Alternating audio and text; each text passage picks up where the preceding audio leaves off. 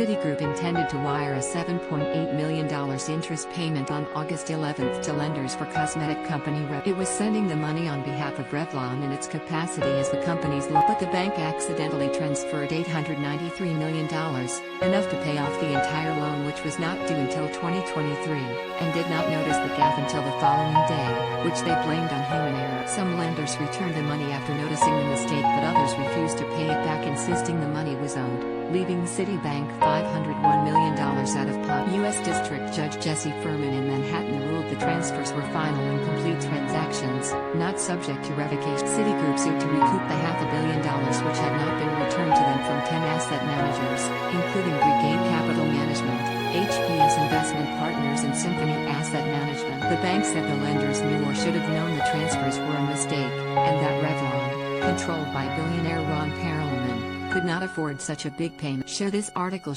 but in a 101-page decision, following a 6-day trial in December, Furman said the transfers were a discharge for value, matching to the penny what the Revlon lenders said. They believed Citibank was wiring prepayments for the loan that was not due for some. It can be illegal to spend money accidentally wired into your account, but under the discharge for value defense, the beneficiary can keep and spend money if they were entitled to it, even if it was accidentally transferred. The non-returning lenders believed, and were justified in believing, that the payments were intentional.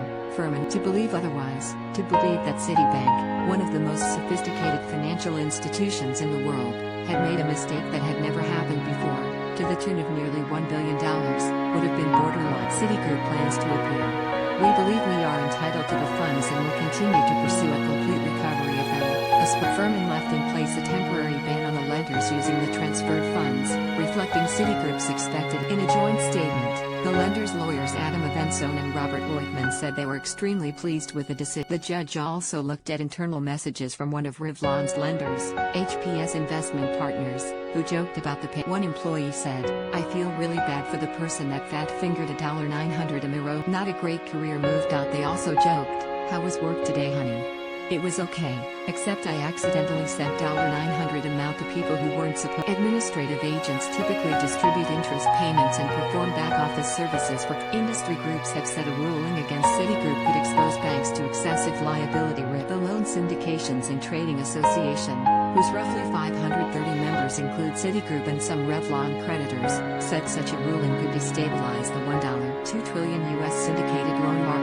Shortfalls in Citigroup's internal controls were a factor in Chief Executive Mike Corbat's planned early retirement. The blunder was the latest misstep involving internal controls at Citigroup, which federal regulators fined $400 million in October over long-standing deficiencies.